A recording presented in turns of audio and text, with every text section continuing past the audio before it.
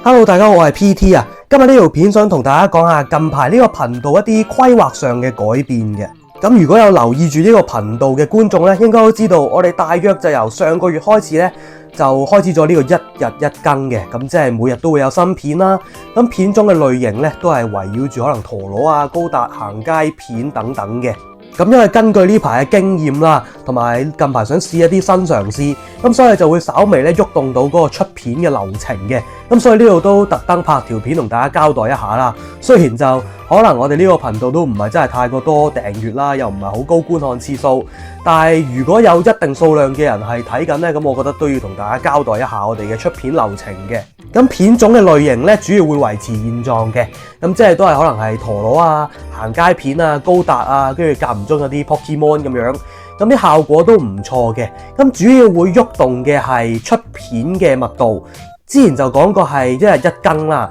咁之後咧可能就會轉為2至3日或者4日到就出一條片嘅。咁主要有呢個更動咧，都係因為想去嘗試一啲新嘅嘗試啊，同埋去睇下可唔可以提高翻影片嘅質素。咁喺新嘗試嘅方面咧，都真係要啲時間去適應，因為例如我呢排就轉咗個新嘅剪片 app 啦。然後大家如果有留意近排嘅封面咧，可以見到我係加咗一個代表住我哋呢個 channel 嘅人仔嘅，因為我就冇出樣噶嘛，咁所以就盡量想提高翻呢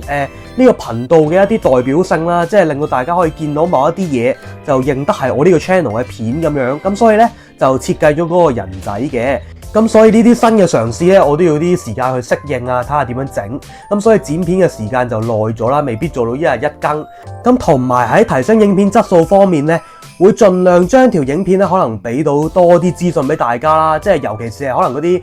啲旅行啊、嗰啲行街片咁樣，因為就都唔想草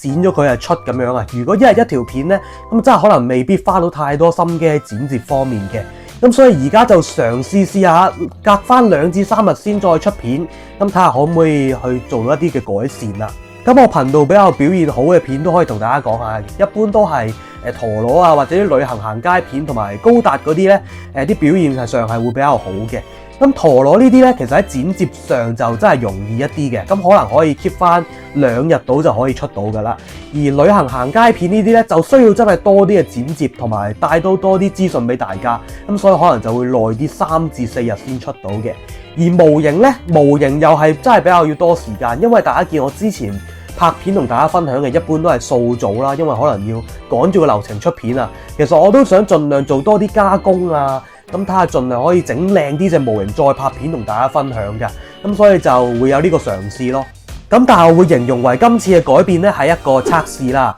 我會大約測試5至8條片到，即係可能一段時間到啦。咁因為我都唔知 YouTube 嘅演算法咧，其實係會想我密啲出片，即係一日一條片咁樣去提升翻頻道嘅討論度啊，定係去真係2至3日先出一條咁樣去帶到多啲資訊俾大家。咁所以咧我都會想測試一下嘅。咁大約就係咁啦，所以呢度就通知翻一聲各位觀眾，即係如果你有追開呢個 channel， 咁我真係衷心感謝你啦。咁之後如果你見到係出片密度疏咗啲嘅，咁就係呢個原因啦。咁啊一個測試啦。咁如果你係中意睇呢個 channel 嘅片，咁啊希望你可以繼續支持啦，繼續留言啊、訂閱啊、讚好咁樣。好，咁我哋就之後嘅影片再同大家見面噶啦。好，拜拜。